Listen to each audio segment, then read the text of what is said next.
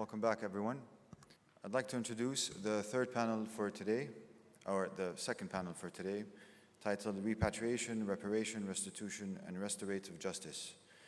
The panel will be moderated by Professor Akosua Adomako Ampofo, Professor of African and Gender Studies at the University of Ghana. It will include Associate Professor Rachel Engman, Director at the Christianberg Archaeological Heritage Project in Ghana, Professor of History De Valera Bochwe at the University of Cape Coast, and Nana Kobina Nketsia, the fifth, Omanhen of Esikado. I'd like now to invite Professor Akosua. Thank you, Satan, and good afternoon, everyone. And consider all the appropriate thank yous to have been made. As we heard earlier today, acknowledgements, appreciation to everyone. So just a few preliminary comments on this panel, and then I'll call up the panelists in the same order that we've done for the other panels. So this panel is on the 4 R's, and if we add repentance, which is often missing, then we can have a 5th R.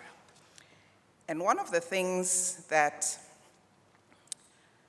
has come to be almost fixed in these debates has to do with issues of return, very much of objects, and of what is owed and what is owed to whom.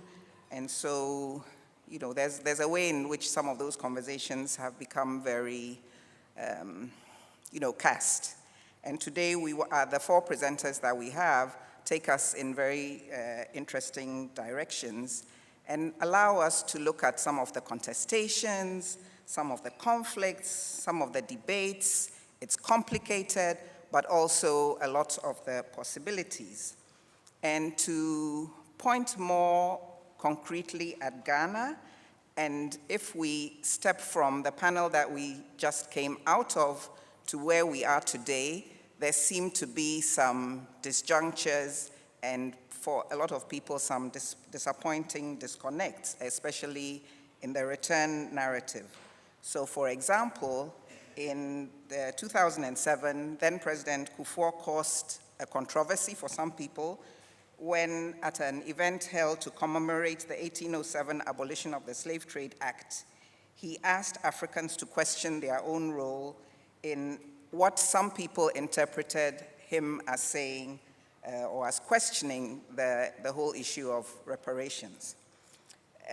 The more recent return movement has also raised a number of questions about who this return movement is meant for.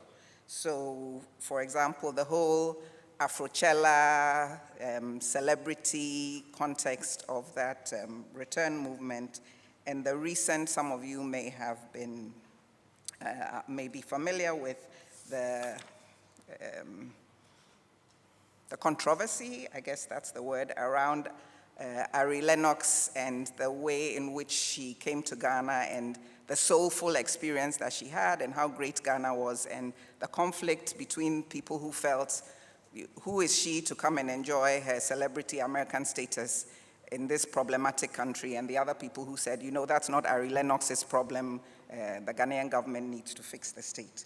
So we'll be looking at questions about who can ask questions and which questions can people ask, the direction of stuff, whether it's stuff that is material or whether it's ideas, identities, names, concepts, and even what can and should be returned, issues of language and identity and hierarchies of oppression.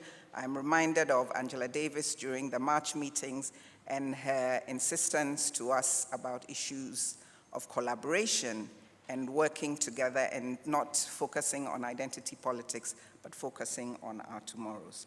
So on that note, I'm going to once again remind us who our speakers were and give you one fun fact about each of them.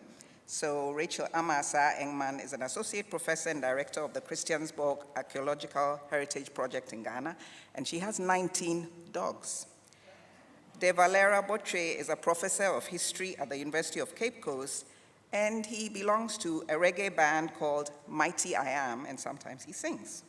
Nana Kobnan Kitia, the fifth, is Omahene of Esikado, and he has a PhD in African history from the University of Calabar, and he is a famous man in his own right, but also the descendant of the famous Nana Kobnan Kitia the fourth, who was the Secretary General of the Bureau of the Congress of Africanists in 1961. So, Rachel, the floor is yours. And let my panelists not think that because they are three, they have more time. Please, it's 20 minutes. And my able assistant is here. Don't pretend you have not seen him. I greet you in the Arabic and Islamic greetings of peace. Assalamu alaikum. The tropes of repatriation and reparation have manifested in conversations in the academic, political, and public spheres of persons of African descent in the continent and global African communities about the past, present, and future struggles of Africa and the Africa diaspora. In this bigger conversation and history about repatriation and reparation, has the area of Ghana, formerly Gold Coast, featured as a destination of that which should be repatriated in a space where some repatriation or restitution be made? In all these, there is the desire for a certain kind of repairing of damages done to the sociocultural fabric and terrain of Ghana and Africa as a whole. What is often considered in the context of the conversation about repatriation is the movement of bodies, human beings from a place that is deemed not home to a place called home. An extension of the conversation at times touches the movement of looted, misplaced, and exiled items to their place of origin or where they belong. Thus, this aspect of the conversation revolves around the movement of animate and inanimate objects, human beings to their source through their agency, inanimate objects carried by the owners or the takers. For example, Benin bronze marks from UK, sacred stick from Cameroon, from Germany, the decapitated head of an hunter chief, Bedu Bonsu, which was returned to Ghana in 2009 from Leiden, Netherlands, the obelisks of Ethiopia, which was taken to Roman conversation started about its being returned. Additionally, when the issue of repatriation is made, it often is about monetary or infrastructural payment. But as I see it, the issues can and should involve repatriation of ideas and use of ideas for restoration. Recently, in November 2021, at an international conference titled Repatriation in Africa, the African diaspora and other global contexts, histories, practices, understandings, and constructions. In my department at University of Cape Coast, I argue that repatriation should be examined within not only movement of bodies and objects, but ideas. This is what we call conceptual repatriation. A colleague of mine, Dr. Badali Kambon of University of Ghana, who was the keynote at the conference, argued in the paper that a concept, a name like Kemet, the original name of ancient Egypt, which means land of black people, should be repatriated and used to describe Africa instead of Africa, which was historically and linguistically meaningless to the land and people and was not empowering and inspiring. It is in light of this understanding of repatriation as movement of ideas too, and reparations as something that can be engineered by the self, auto-reparations or restitution, that I offer a social history and cultural reading of the vegan food way of the African Hebrew Israelites of Jerusalem in Ghana, and theorize that dietary culture which they promote in Ghana as a form of conceptual repatriation and a practice that they intend to use to restore good health in Ghana. The key words in this work are veganism, divine geography, Hebrews, repatriation and restoration of health, and regenerative health. While for some returnings of diasporic groups, especially from the 20th century onwards, have been inspired by a secular idea steeped in a historical connection to Africa as a place where they originated from and thus necessary to reconnect physically, others have been motivated by religious reasons, bordering on prophecy. That is, a religious mandate to return to Africa because a God wants them to do so. Such religious reasons are steeped in and extracted from prophetic notions in Abrahamic religions. The Ghanaian scene, since the beginning of the 20th century, has attracted religious groups from the diaspora, especially the Americas, that have articulated the spiritual mandate for their members to repatriate and help build Ghana. Some are Rastafari, Nation of Islam, and African Hebrew Israelites. These diasporic communities and movements, having appeared on the Ghanaian scene or returned home from the 1960s, offer new senses of identities through their politics, dietary life way, dress, names, etc. The identities offered are normally defined by the experience of slavery, displacement, and subsequent racial discrimination. They are therefore attempts to find a new, unliberated identity other than those imposed on them by the prejudiced majority amongst whom they live. My focus, the cultural reading, is on the African Hebrew Israelites of Jerusalem, also known as the Kingdom of Yah. I intend to look at their presence in Ghana since the 1960s and 70s and their food way, veganism, which they intend to repatriate to Ghana and use it as a means to restore good health in Ghana. Who are they? The short form of the African Hebrew Israelites as I use in this paper is AHIJ, A-H-I-J. It is a diaspora-originated movement started by African Americans with a presence in Ghana through the work by returnee African Americans and other diasporans who are members.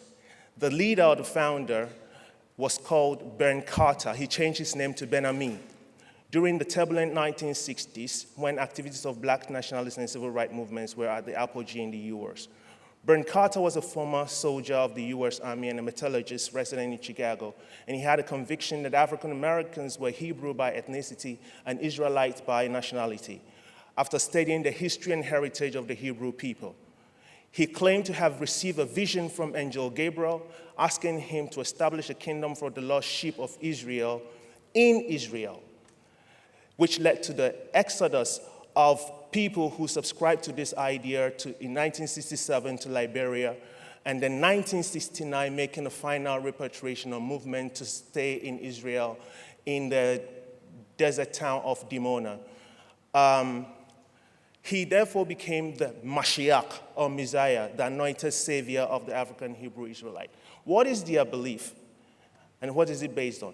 They claim that they are African Hebrew Israelites originally connected to Israel, which they argue is located in northeastern part of the continent called Africa, and not what is referred to as Asia or Middle East by hegemonic Eurocentric scholarship and Eurogentile political powers. They argue that the Middle East is a false geographical label with no historical and biblical connection to Israel.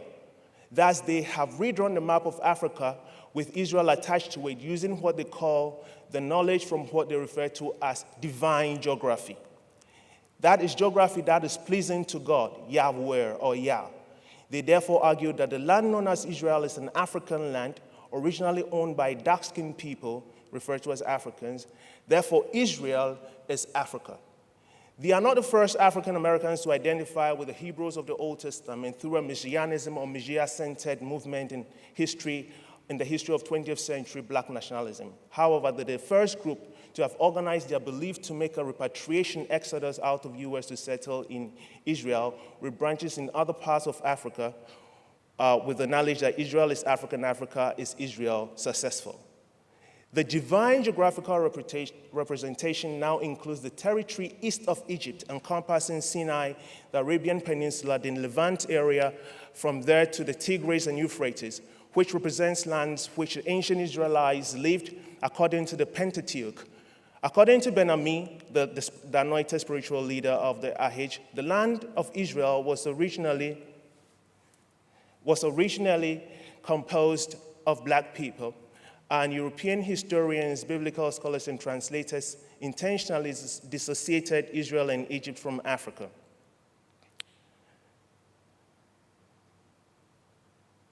Why repatriate physically to Liberia, Ghana, and Israel? Because that is what they did. Ben-Ami claimed to have found divine truth from Gabriel, as I said, and advocated that the Israelites, the Hebrew Israelites, should make a spiritual intellectual return to the divine and pragmatic laws of life that Yah gave to their ancestors before they fell and were ultimately exiled and enslaved. Furthermore, they were to physically repatriate to their original home in Israel and restore the intended kingdom paradise of Yah, as foretold in the prophecies of Daniel and Isaiah. This repatriation was to fulfill biblical predictions of the return of the children of Israel to the land of their fathers and live in dignity. Ben-Ami followed his conviction and became a pioneer African-American leader to successfully bring about a repatriation of African-American in groups, even successful than Alfred, Sam, and Garvey. AH, therefore, is a back to Africa movement on the physical level, but it's also a back to Yah movement on the spiritual and cultural level for the Lordship of Israel. As the new world children of God, the group claims to have a goal of giving to the lost sheep, Africans, including Ghana, salvation, resurrection, righteousness, and truth, which they found in the laws of God, and thereby rescue them from ungodly foreign thoughts and dogmas and captivity of their enemies, as Deuteronomy 30:1-7 prophetically promised. Members of the kingdom express their Hebrewness in various ways. Veganism is one. According to them, it has been part of the divine commandment of African Hebrew Israelite to be vegan. This was lost as a result of their fall and eventual exile. This original idea and practice they intend to return or repatriate to Ghana to help restore good health. It was in Liberia that they started to move gradually away from animal-based food to vegetarian and eventually vegan diets because they have acquired this food way, not animal food, where they have acquired American food, taste for American food when they were in exile. So in Liberia, they decided to purge themselves of this habit of eating animals. AH adopted the vegan lifestyle as a national standard in Israel in the 1970s. It was a revolutionary configuration of the issue of meat and animal product-based food, since the Torah, which the group was returning to, supported even the killing of lamb as sacrifice to Yah. Veganism, however, became a non-negotiable rule enforced by the leadership for the kingdom in the 1970s, based on what they refer to as divine law of eating, which is Edenic, not Jewish. Why veganism? The infrastructure of AH, life methods, and activities for promotion of vegan lifeway in Ghana. Reading it as a back to Africa movement, I comprehend their dietary lifeway as riding on an idea which they claim is original to the African Hebrew Israelites and which they are returning to Ghana. What is that idea, and on what conviction is it built and animated by? In the realm of the conversation and discuss about the issue of reparations for Africa, in the realm of the conversation and discuss about issue of reparations for Africa, they have not articulated a package from an external source. That is to say, someone should give them something to repair the damage that has been done. Rather, they advocate a return to a certain divine lifeway which can restore the African community. Thus, in the realm of health, they suggest the use of veganism by Africans, Ghanaians, to contribute to that, to the restoration of good health. They argue that veganism is original to the original human, and to them, the original human is the African, just as the Nation of Islam suggests that the original human is what they refer to as the Asiatic black man. Thus, veganism is an African original lifeway to be repatriated to Ghana in the post-colonial and neo-colonial moments. To AH, a return to plant-based diet was and is a divine reassertion of the Edenic God mind necessary for building a thriving and prosperous community and social infrastructure and for sovereign government. It primarily uses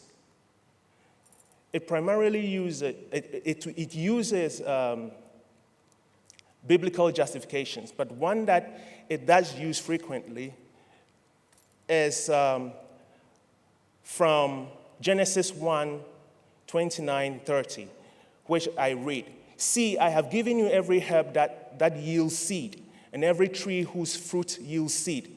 To you it shall be for food. Also to every beast, bird, and to everything that creeps on the earth, in which there is life. I've given every green herb for food.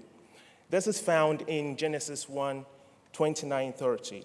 They also use other texts, for example, Daniel 1-16, Ezekiel 4, 9, Proverbs 15, 17, Revelations 22, to justify their vegan life ways.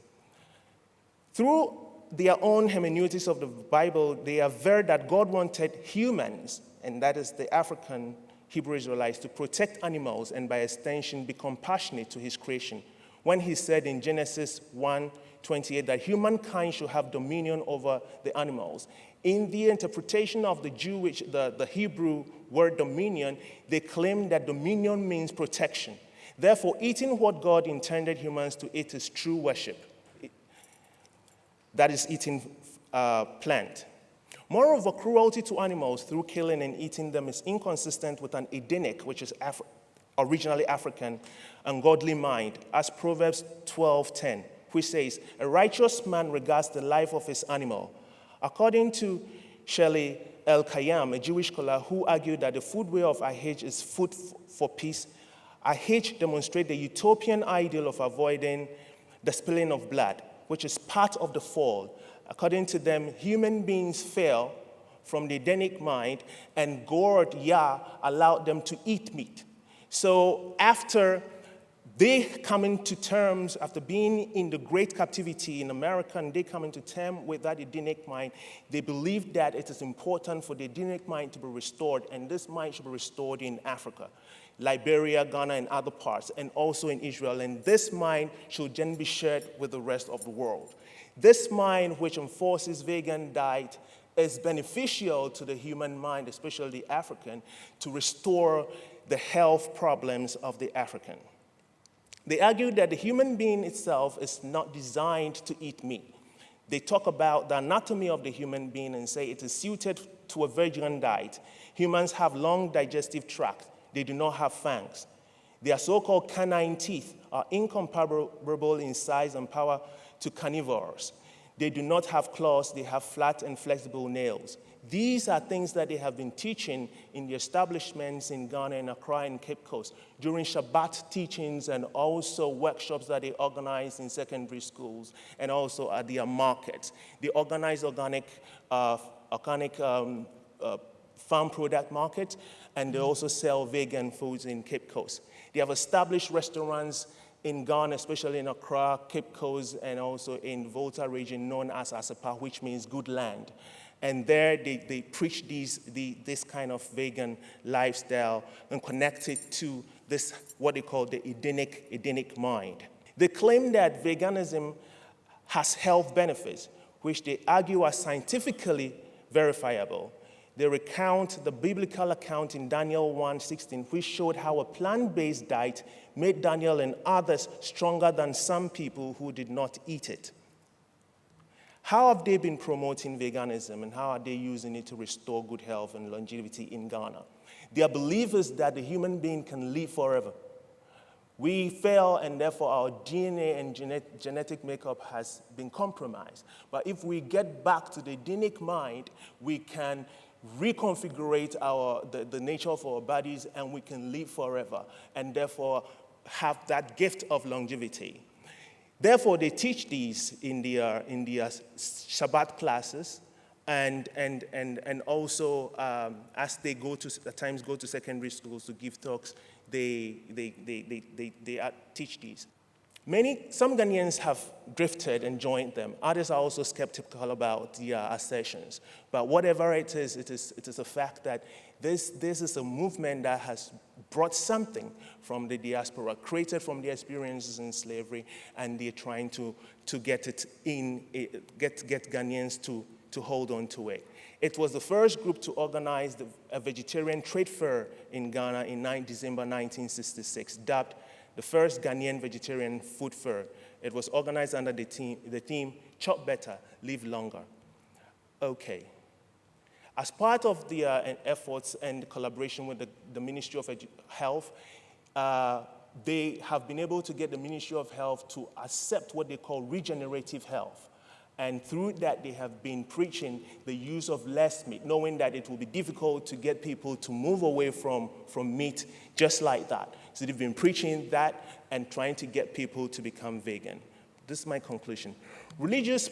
Today, AH continues to sell vegan food and health products in its restaurants to teach and promote that dietary lifestyle to members and non-members in Israel and other parts of the world. To AH, humans can enjoy and have an existence of peace and long life on earth, comparable to the life that many commonly imagine in a celestial heaven and paradise, based on a holistic natural health habit, which has plant-based diet as an indispensable part. This notion of heaven on earth, even though it's also biblical, is a fundamental theme that can be found in most folk stories worldwide. The Greeks deemed it the land of Hyperboreans. It is also the Isles of the Blessed, Atlantis, Shangri-La, Terrannog, St. Brendan's Island, or Avalon. In such places, unblemished humans in the natural state still have extraordinary long lives, a phenomenon which is sometimes explained by their basic diet of fruits and vegetables which the earth produces. Whether their claim to a Hebrew root and veganism as an original African life way, a divine food way, sounds preposterous, elicit ridicule or suspicions from other people who lay claim to the land of Israel and Hebrew identity, or in the face of conventional Eurocentric scholarship and history, it can be looked through the Foucauldian definition as subjugated knowledge. That is a whole set of knowledges that have been disqualified as inadequate in their text or insufficiently elaborated, naive knowledge located low down on the hierarchy beneath the required level of cognition or scientificity, a particular local regional knowledge, a differential knowledge incapable of unanimity and which allows its force only to be harshness, with which it is opposed by everything surrounding it. It is a fact that they have been able to use their knowledge and convention to repatriate bodies and ideas from America to Africa with the intention to find self-respect and restoration to Africa. Using their power to define, what they call power to define, and converting long subaltern knowledge and memory into a truth, a divine truth, and practical action, they have been able to start a process of establishing a way of life, a culture that is intended to promote Pan-Africanism through a system of opposition to Euro-Gentile hegemony, repatriation of bodies and ideas to Africa, and self-help restitution of Africa. Thank you. I'm so used to listening to other people, and now that it's my turn to say a few words, I'm at loss as to what to say. But this morning, when I saw Dr. Njiba Fayward, my mind went to something that happened to me when I was a young man, when our minds were being softened and being dragged along to America. I ran away from high school to go and watch a program called Soul to Soul, where I saw Wilson Pickett, Voices of East Harlem, and so on. The most memorable song was actually sung by Roberta Flack when she sang "Oh Freedom," playing her piano. The Atlantic. As I grew up, I came to understand that better. But a few years later, when I was in the university, we used to liberate some food for some of our African-American friends. And much as I went to school in Cape Coast, I never thought about the Cape Coast Castle or the Cape Coast Slave Dungeon. But I told one of my friends, I think we need to visit the castle. So we went. The castle hadn't been spruced up as it is right now. No paint, nothing. Just some graying, decrepit building that was just going down, and so on. The dungeon was more dreadful than it is right now. And when we came out of it and stood on the parapet looking at the Atlantic, a kind of wind gushed over us. My friend, I think it was from somewhere in Chicago, I've lost this. My friend turned and held me, and I held him, and both of us cried. We cried for a long time. Then we looked at the Atlantic and said, so this is what has divided us. Here on the other side. we were on the other side, and then we were shedding tears. But as I grew up, I started reflecting on things, especially the fact that the African rites and symbols. My mind started going to the whole idea of the symbolism of the castle or the slave dungeon, which we heard about 26 of them, of these monstrous stone monuments, which my daughter, Engman, is busy excavating. They look sinister. If you're on the coastline going to Accra from Cape Coast, you see Fort Amsterdam sitting there, where Bob Lee them went and spent a little time in there, part of their life. They appear sinister and alien to the space. They do not belong. They cannot be integrated into the territorial and cultural space in which they are found. And then you think about it, they represent a dismal heritage of Europe in Africa. The mere isolation of these monuments seem to suggest that all aspects of Europa have nothing to do with the cultural reality of the African space. Their philosophies, ideologies, cultural constructs, among others, have nothing to do with that. They seem there, somber, sitting there. They serve as the beacons to Africans to study their own culture, history, and heritage from an indigenous African perspective.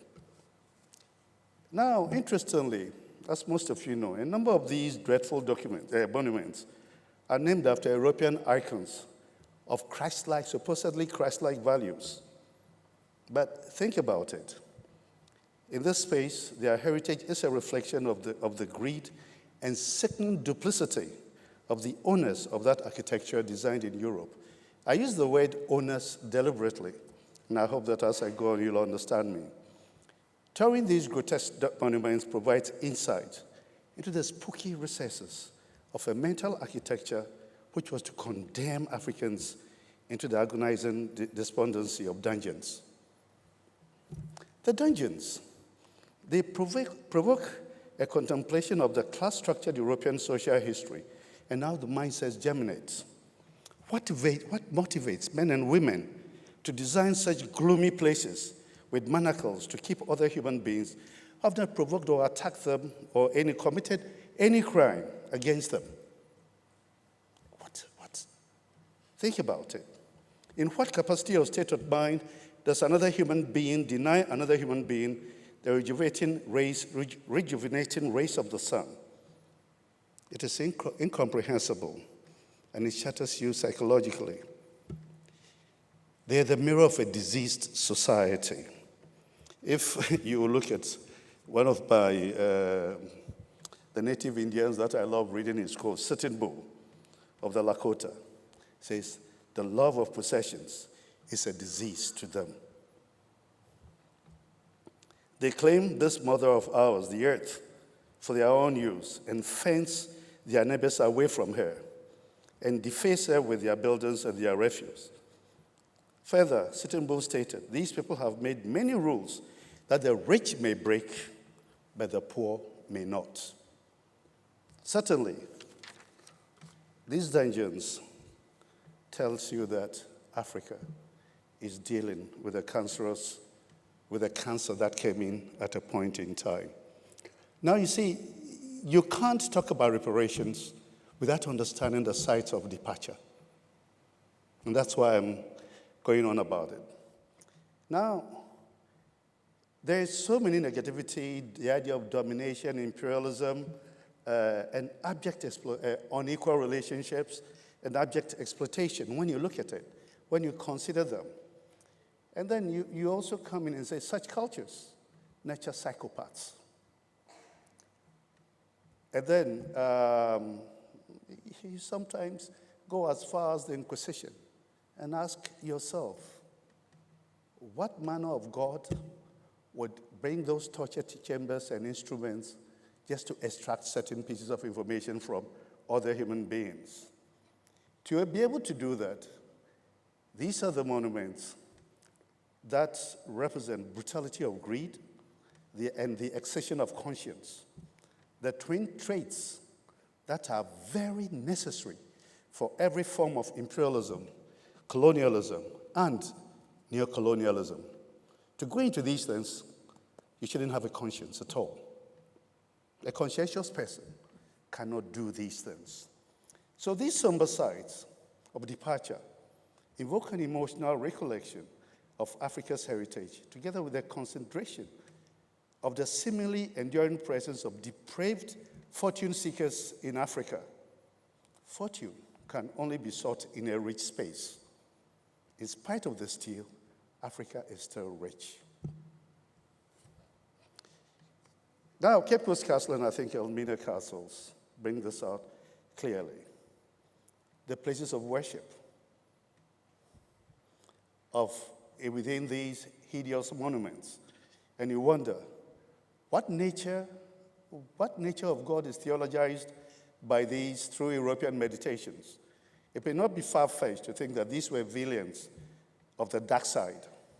Hence, it is not out of place to find that the repugnant vessels of capitalism, greed, and human brutality, which carry the captives from these sites of departure, could also be labeled after the Christian Savior Jesus. Understandably, people whose evil genius planned, orchestrated, and executed such ventures could be honored by the owners of their cultures of origin. What is the blood worth of such honors? What form of humane traits went into such honors? Such honors can only be explained through the proper examination of the mindsets and value system of the owners of those cultures. When I say owners, in every culture, the people the culture, they benefit most. They are the most privileged. They don't want changes. So you get the Tsar in Russia, and you get the serf in Russia. What is Russian culture in the past when you read their history? The Tsar wouldn't want to or the Tsar wouldn't let his privileges go. Do they share the same thing? Do they share the same God? The slave and the master? Do they share the oppressor and the oppressed? Can they share the same God? These are thoughts that bring about in your reflections. Of course, Marine Barney referred to this period as Ma'afa. I bring Ma'afa into my language, which is Mfansi, and I call it Musu, the period of tears. The period, Numu, Oyesu, Mejehe Nko Musu. You know, it is sad but instructive to examine the meaning of foreign policy by the West today. Now, if you examine the foreign policy of the West, you see convoluted hypocrisy to satisfy the parasitic objectives of the real owners of Western societies with the smiles of crocodiles. Following the formal takeover by people that I call, as part of their foreign policy, the 1885, and I call them vampires, who congregated in Berlin. These despicable sites added another notch of contemptibility, which has been embodied in the fancy word aban. We use aban without thinking, but aban represents the total violation of the indigenous space on African ideologies, psychology, and structures. Literally, aban means a fort or a castle in Fanti. Literally. And the inferences to it are many. At the abanum, which means you are in prison. You are inside the aban. Aban yedru. Aban is oppressive. Refers to oppression. Revealingly. Aban, today we use it as referring to the white man's form of government,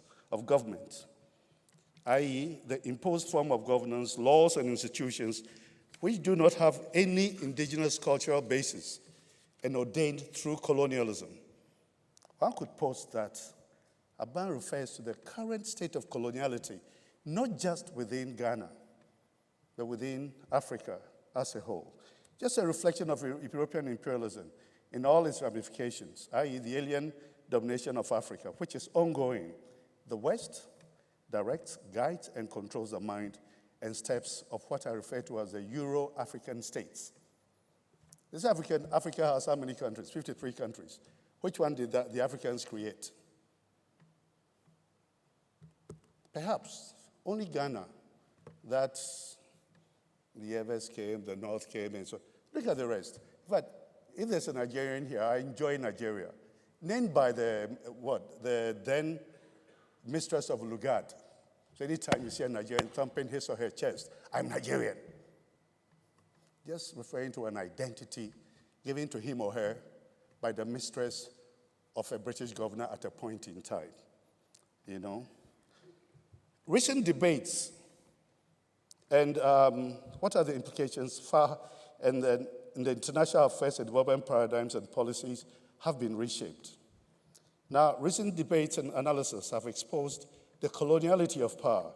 Anytime I meet an African head of state and I see him going before red carpets and being referred to as excellency, I try to imagine the meaning of that within my own culture.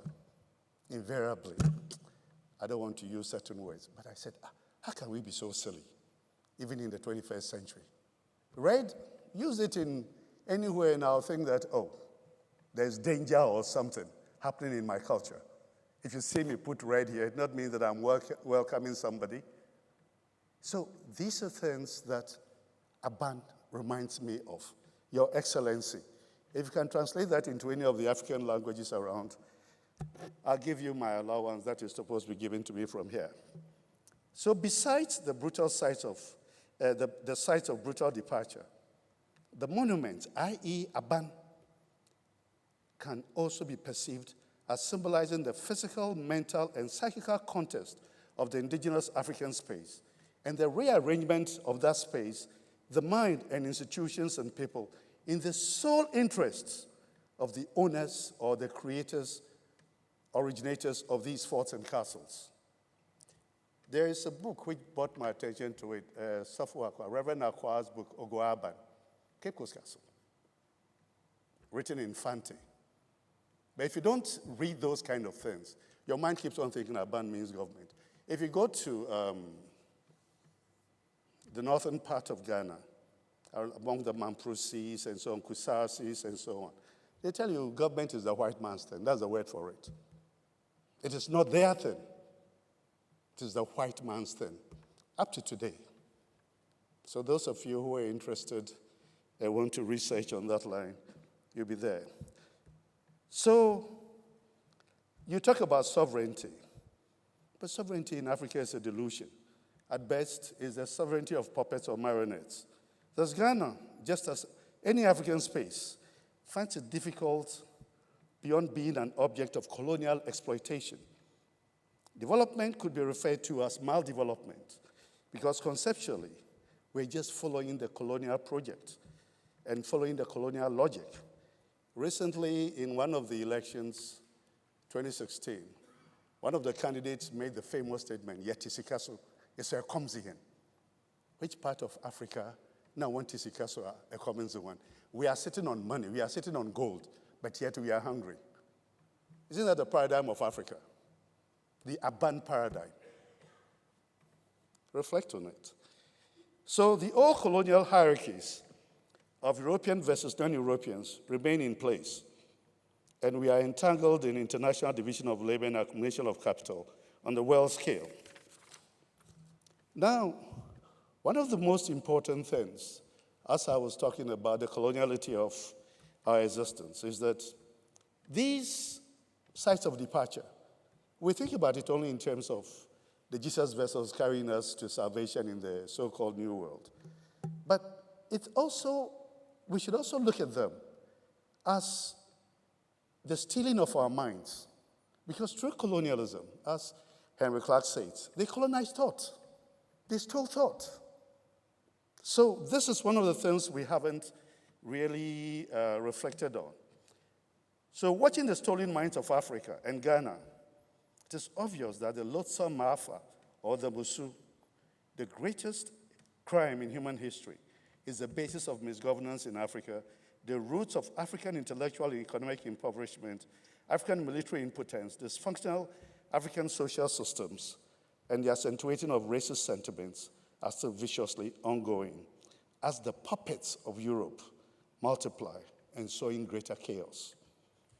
These monuments of sites are fiscal reminders, or sites, are fiscal reminders of the reality of the deep-seated psychological impairment of the African. If you don't understand the impairment, you cannot have reparations. We'll get there. Most amazing is the Africans' perceptions that the ones responsible for their exploitation and humiliation are their saviors. So we have all kinds of things. They're managing the Euro-African states, and we become active participants in our own self-destruction, looking at our bad. As a result, we become our own worst enemies, especially, most especially, the miseducated Euro-African leadership, enjoying and protecting their Euro power and social privileges. Now, let's not also forget, Frantz Fanon, I heard somebody mention Fanon this morning, and says, the oppressed will always believe the worst about themselves. Let's not forget that most of these things, the fortune hunters and so on, they came in under royal charters. Laws, morality, it was part, everything that they were doing according to the states of origin, the culture of origin, were legal. And we tend to forget that. So the gates of no return took us into the Jesus passage, of the Jesus route of the Middle Passage, into racism and so on and so forth. Why? Because feudalism is a class-structured thing. You learn about it. Royals, nobles, serfs, this, and then the African. And it becomes a religion. It becomes a creed, even for those who are in those societies. And the reason why I'm saying this is that when you go into reparations, which is actually rehumanizing the world, when you rehumanize, the African rehumanizes himself, he rehumanizes the world. And that is part of the reparations. So many things were used to get us, but this is not the schools and so on. I'm jumping. So it is within such heritage and situational analysis, heritage analysis and situational analysis, that one must consider the ideas of reparations and restitutions in search of a just and harmonious world. This is the African path. From time immemorial, there has been enshrined, we've had the philosophies enshrined. When they say it, that it touches your soul, ma'at, Ubuntu. We haven't developed Ubuntu. But when they say it and you're an African, it strikes you that this is the way we are. This is how we are. When they talk about ma'at, harmony. But how can we get this? It is through critical thinking.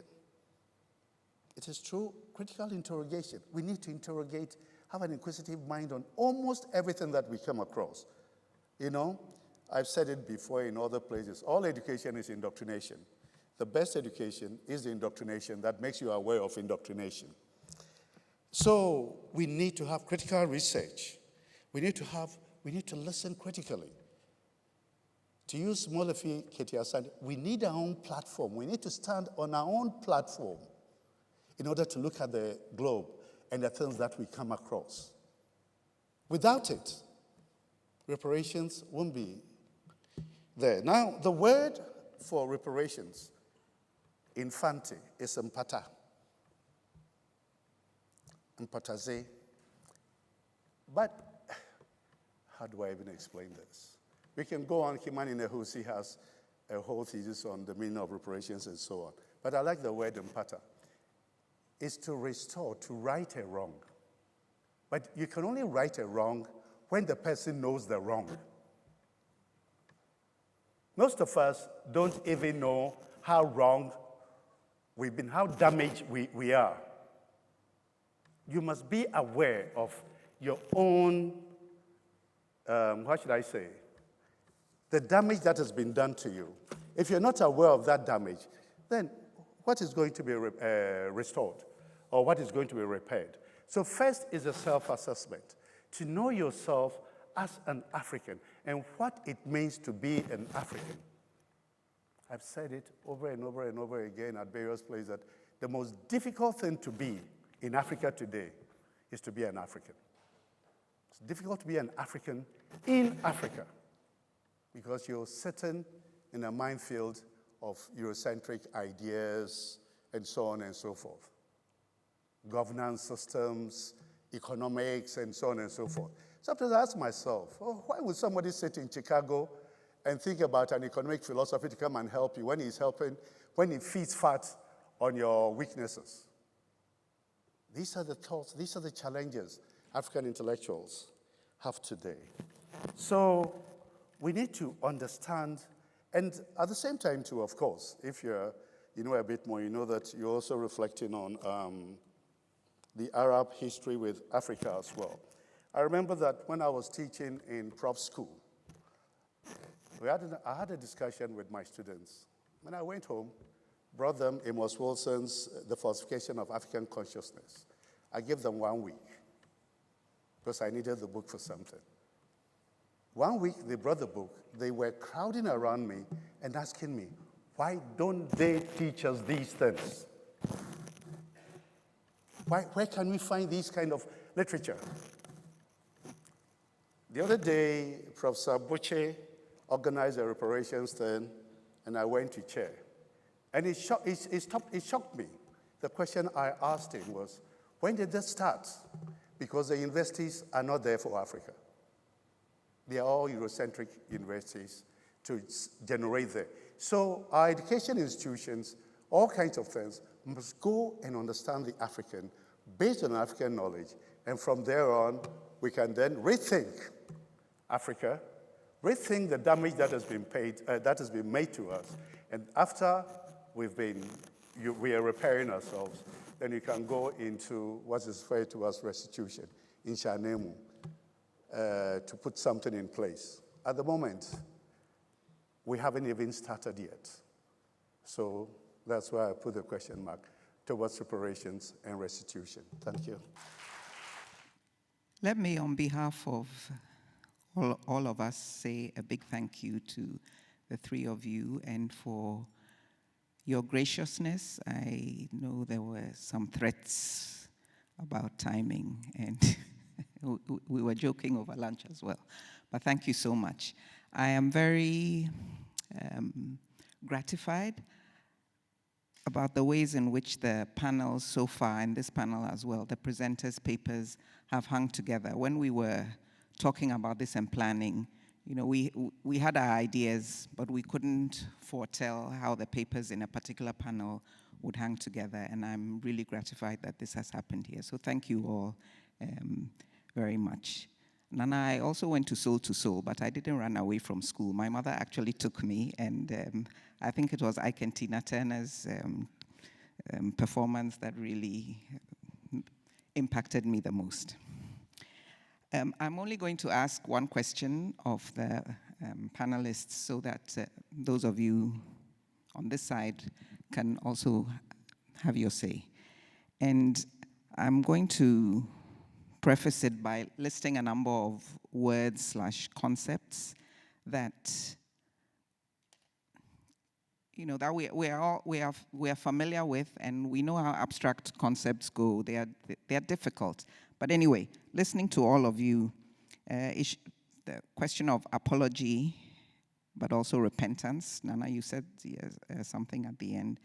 Monuments and memory, shared experiences, authenticity, repair, the trans or intergenerational identity, ownership, giving to Ghana or giving for Ghana.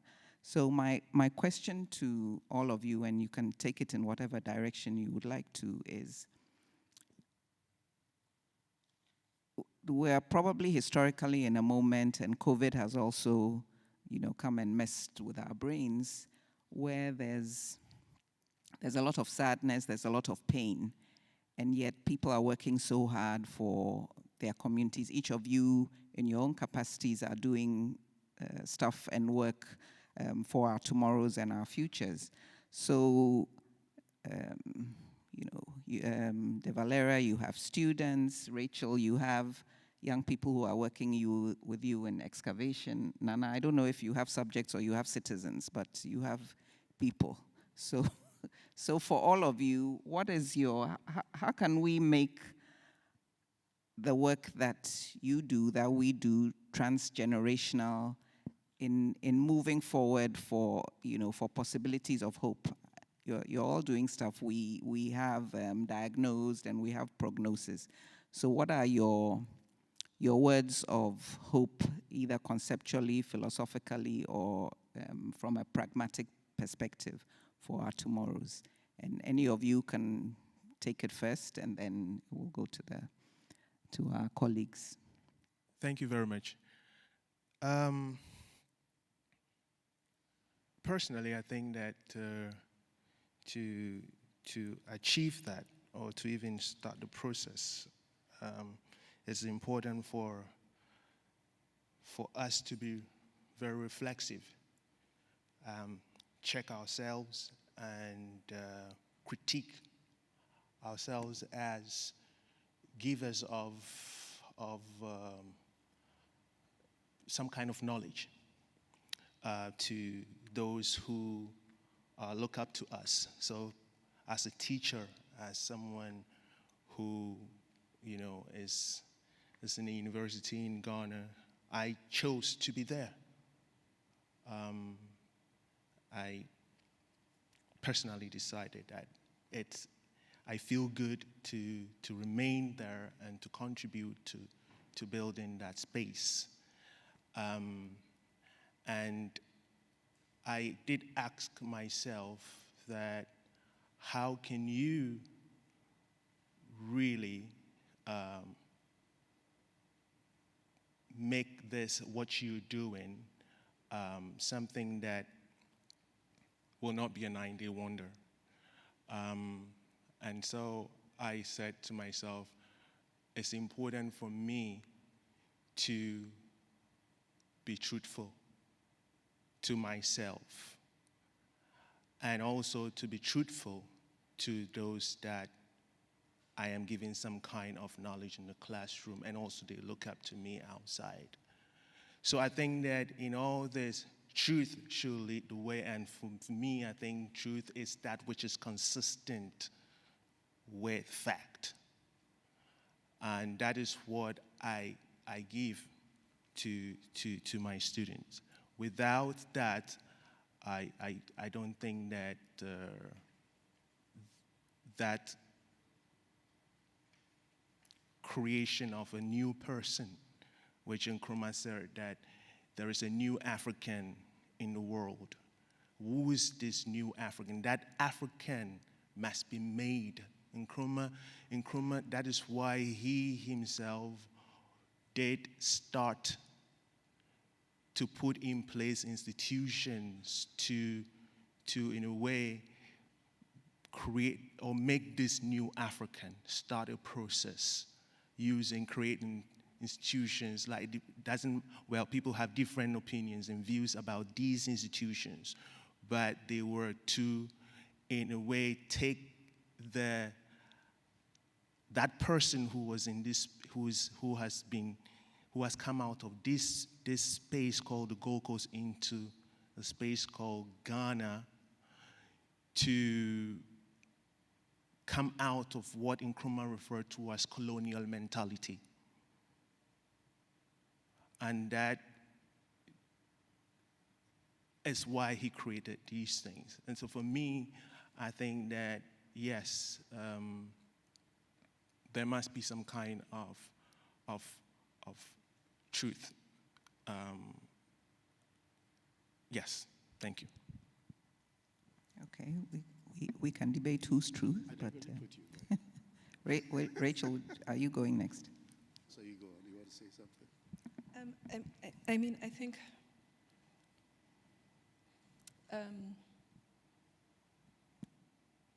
for me, what gives me hope is, so maybe this is you're asking the wrong person, because I'm on an extended sabbatical from the US Academy, but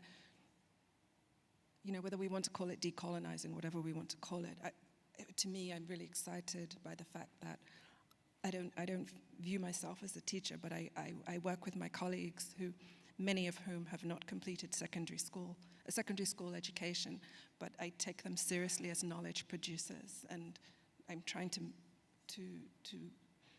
get others in my field who may not agree with me that you don't have to have a PhD to be a knowledge producer. So, You know, we live in an era that technology really helps us. And even through music, we listen to reggae consciousness music almost every day. The thing is seeping down into the grassroots. Not by me. Emancipate yourself from mental slavery. What's his name said it as far back as 1937, huh? Marcus Garvey. Put in the song by Mali, and today people sing it. You know, no matter where you are an African, what does it take to be an African? So these songs and so on are pushing us, you don't need to. The right communication is coming one way or the other.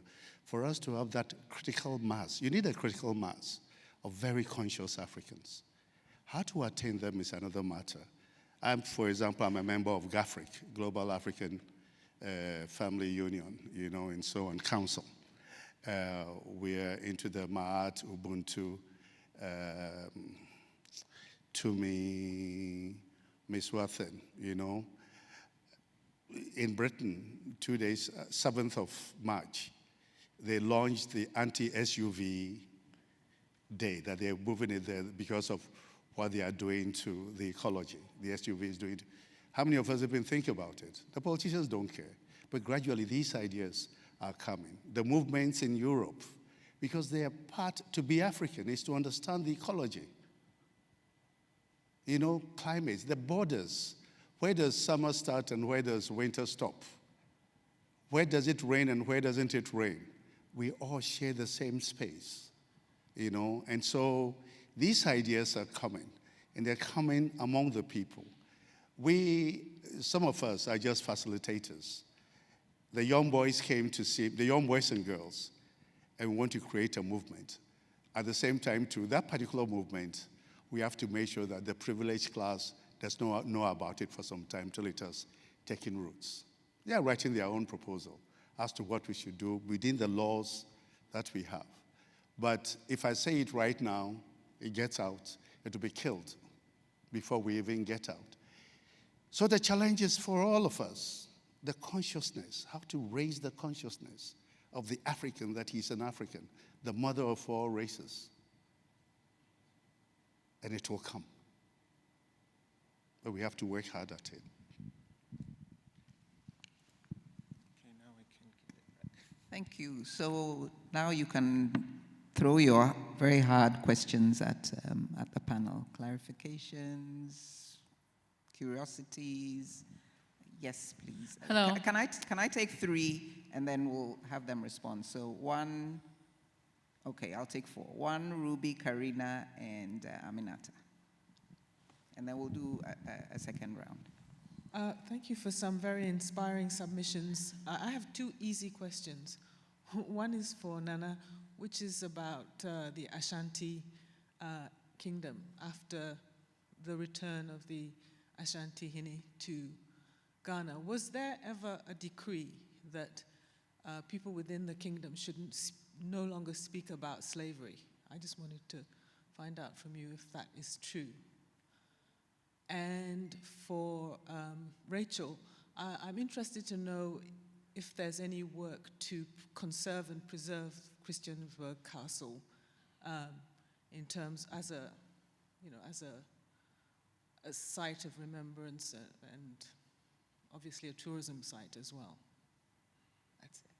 Thank you. So much to think about here. So I've 2 questions. The first for Dave Valera. I wondered where Palestinians fit into the movement that you've outlined for us. And even if we conceptualize Israel or Palestine as part of Africa, it seems to me that the chronology you charted out suggests that IJAO, am I pronouncing the acronym right? IJAO, the acronym of the group. AHEJU, sorry. Okay, yeah, AHEJU. So it seems to me that the chronology you chart out, if they've settled in Israel, that they've had to negotiate for settlement with the Israeli government.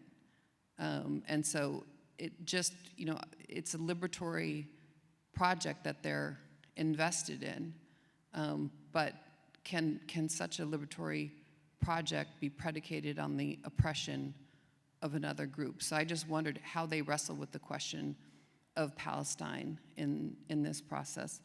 And then for Rachel, I mean, there's so much that's going on in what you're doing, and there's a methodological intervention with autoarchaeology, but there's also all of this knowledge production that's happening within this community, where people are encountering their history and making sense of it.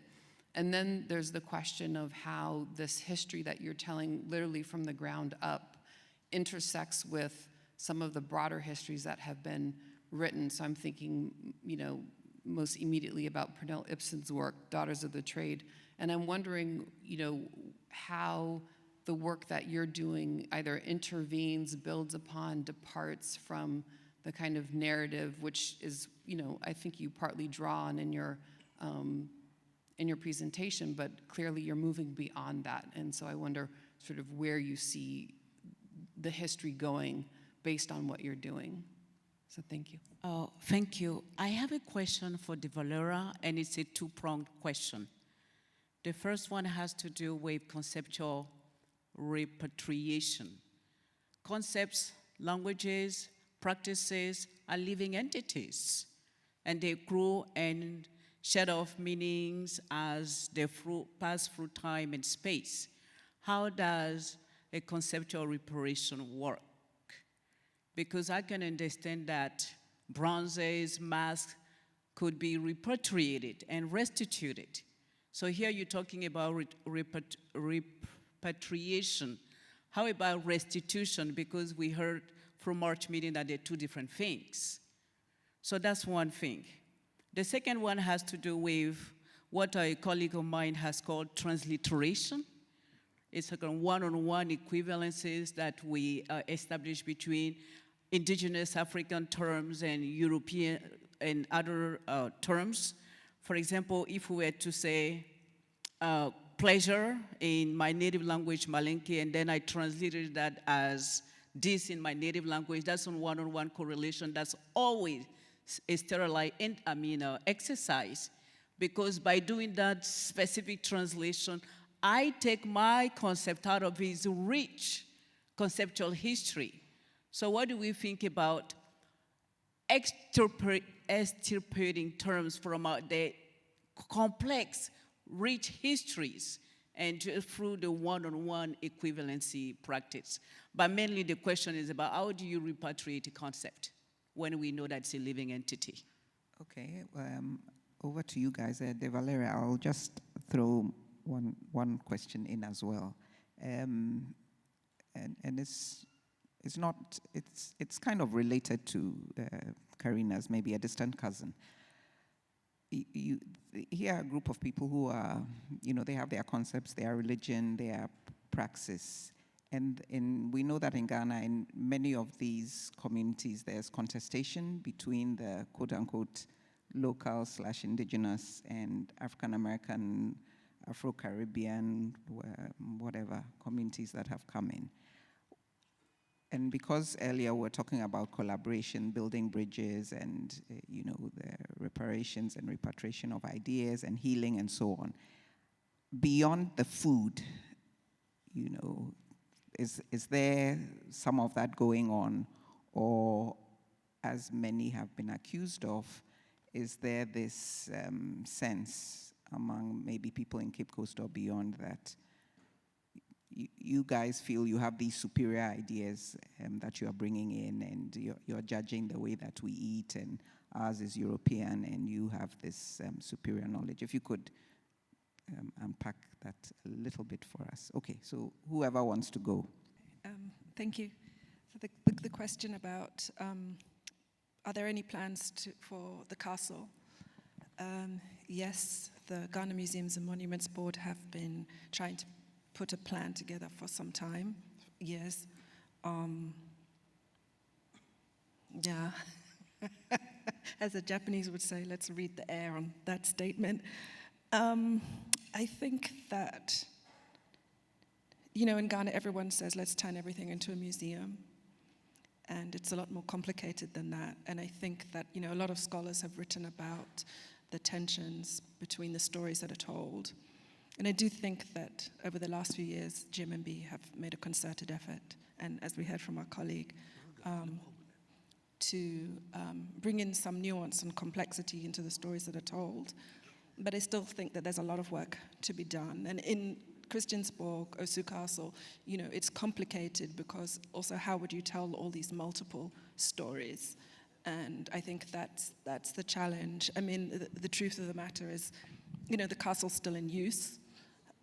Queen Elizabeth's bedroom is now ECOWAS anti-piracy unit, and we have ministers in the offices. But the castle is in a very, very bad state. But then there's also the question of ownership too, right? So depending on who you ask, the government will say it's under their control, and certainly our project goes through the Chief of Staff and Office of the President and National Security, but then the chiefs will tell you it's on stool land, and in fact the castle is situated on the land of two chiefs who also historically have not gotten along. So, you know, I think there's, to me, it would be very exciting to do this in a different way so that it could benefit the local community. And, you know, let's not forget, too, that there's this huge Marine Drive project that's planned, and, you know, there's all these old houses that are in the way, and then, so what happens to that, and what happens to the people who live in these homes? So, yeah, I think that, yeah, it's complicated as to what could happen. Not to say that it couldn't be done, but I think it would require a real commitment that I've yet to see materialized. But, you know, for obvious reasons, you know, I'd be very happy because, you know, there's a village in the ground, and we have, I think at last count, 180,000 artifacts that need to go somewhere. But, well, we wait to see. In 2019, Prince Charles came, and we were all told they were starting work like in 2 weeks' time. So, you know, yeah. I think that, so in terms of how does the work build upon, I mean, I think that the earlier work that has been done has all been historical, and a lot of the work has been done based on archives. And of course, you know, we can all read archives against the grain, but, you know, this is why historical archaeologists, you know, think they're too cool for school, because we have so many sources, and we argue that. So we use the European colonial accounts, we use artifacts, we use ethnography, not to say that, you know, what happens today happened, you know, in the past in the exact same way. But then we have oral narratives, and we argue that it's when you put all these sources together that you get these tensions. To write historical archaeology is it's a commitment to a revisionist history. So I think, you know, that there's that. But in a way, I also feel that the work actually speaks more to the work of people like Sandra Green, who are looking at domestic slavery too. Because I think that, you know, again, and you know, this relates to, you know, the castle being a museum. So how do we tell these stories? So, you know, we know that there were groups of people known as castle slaves.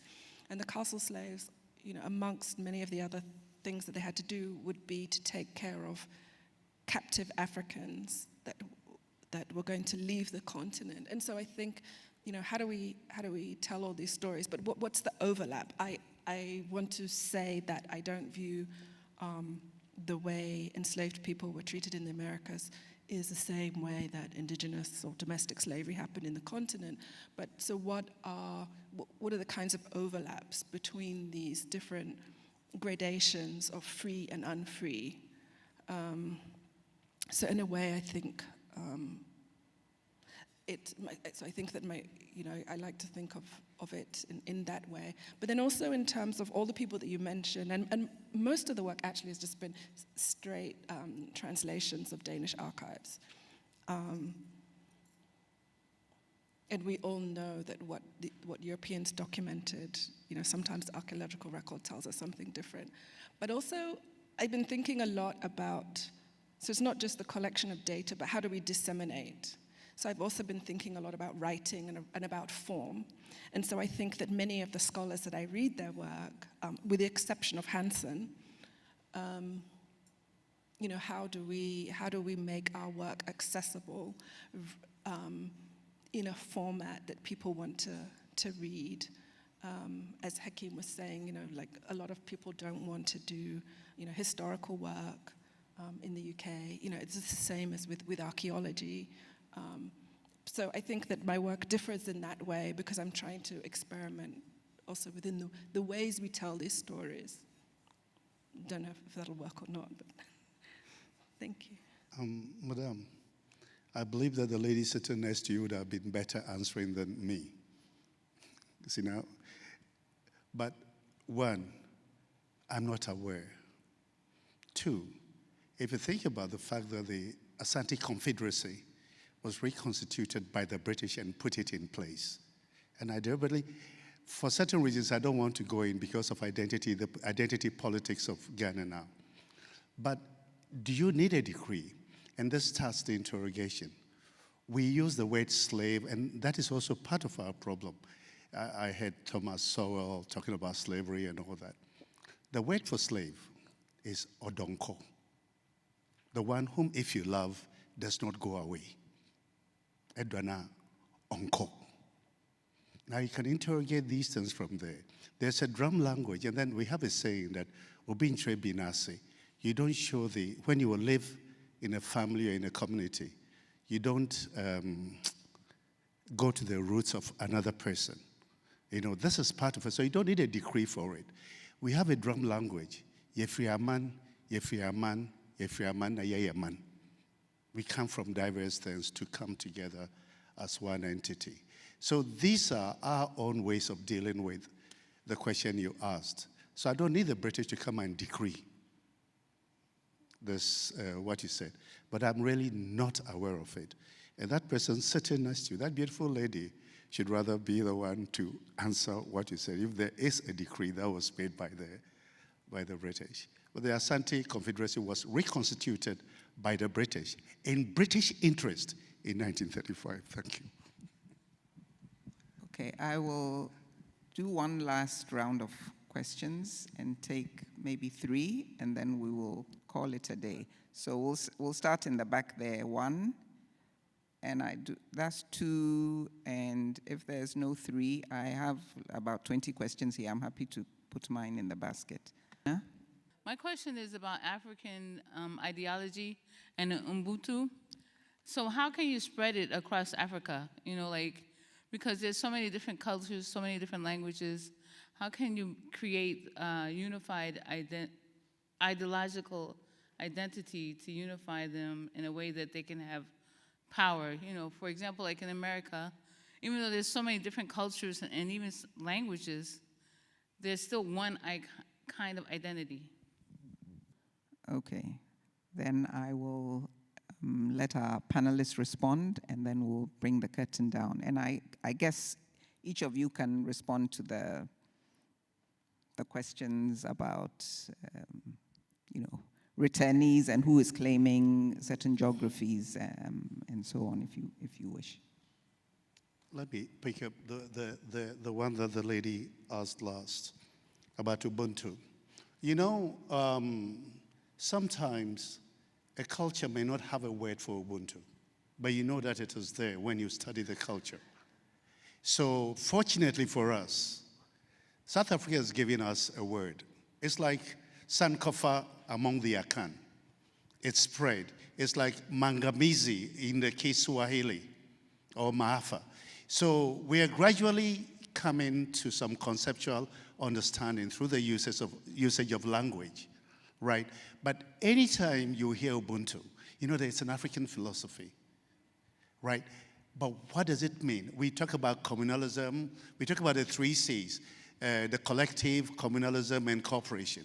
It's all within Ubuntu, but we haven't developed it. But we are busy learning Marxist socialism, and we've dealt with capitalism for how long? And every time we deal with it, it creates dysfunctional societies within Africa. Right now, where the moderator comes from, even the living space is now being divided. Rich people live there and poor people live here. It was never like that. And those of us who are not even poor, but beyond poor, we don't know where we live. You know? So these are the challenges. I'm just teasing you. These are the challenges. But the words are there, or the understanding is there. We just need to bring that understanding out. I think one of the best books that we have, and talking about the sites of return, the sites of departures are in a way 2 sites of return. The return of knowledge, you know, the search. If you take Wade Noble's Seeking the Saku, you read it and certain things hit home to you about the African being, you know, and it speaks to your soul. It speaks to your being. So these are some of the things that are there. I used Ubuntu quite a lot in my writing, you know, and I'm praying that those who read it will understand what I'm talking about. Thank you. Thank you. Rachel, any words? I think, Nana, I'm not sure if I've misunderstood you. You have the right to misunderstand me. Thank you. But I mean, I think that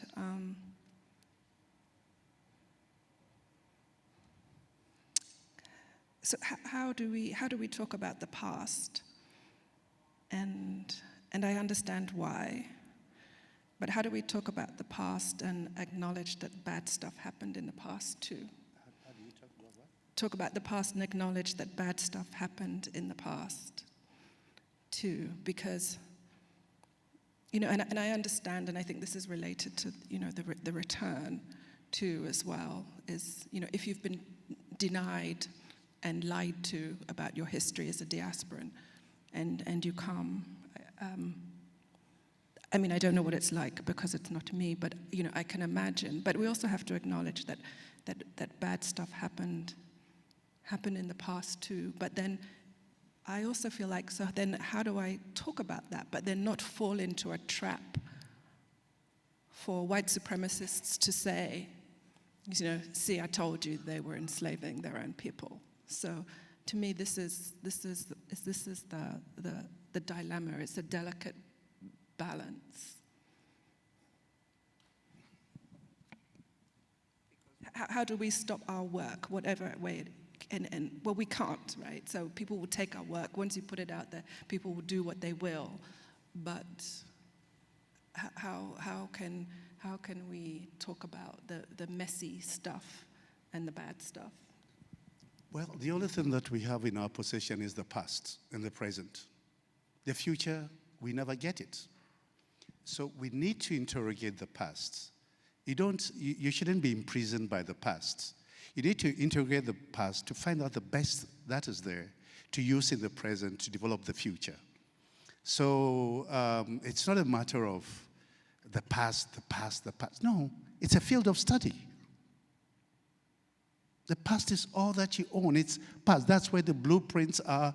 That's where the mistakes are. That's where the corrections can be made. In the present, you have it now. But you need to use the present to develop the best seat in the past for the future. I don't know if I've answered you. That's why I went on when I was talking that this site of departure is also the site of return. In fact, if you listen to the 6th of March speech by Mia Motley, you know, it was so inspiring when they were talking about Nkrumah saying that the independence, on the 5th eve of independence, the independence of Ghana is meaningless. On unless it's what? The liberation of, but it's not, liberation is actually the liberation of the mind.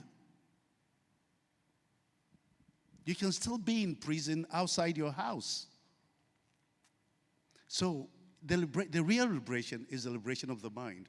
And that's why Mali sings about it. Emancipate yourself from what? So we learn this from the past as to what we move on. It's not about saying, oh, he killed me. You know, I will be wary of him.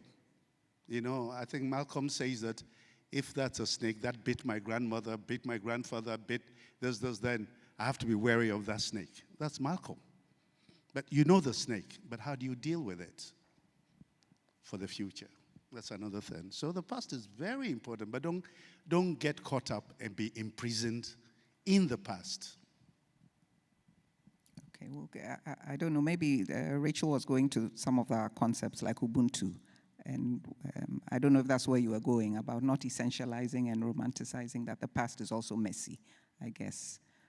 We'll continue that conversation. So thank you all very much. It's been a lively and interesting discussion. My timekeeper is not here. Karina, would you please extend gratitude to Taj for his kind timekeeping? Thank you very much.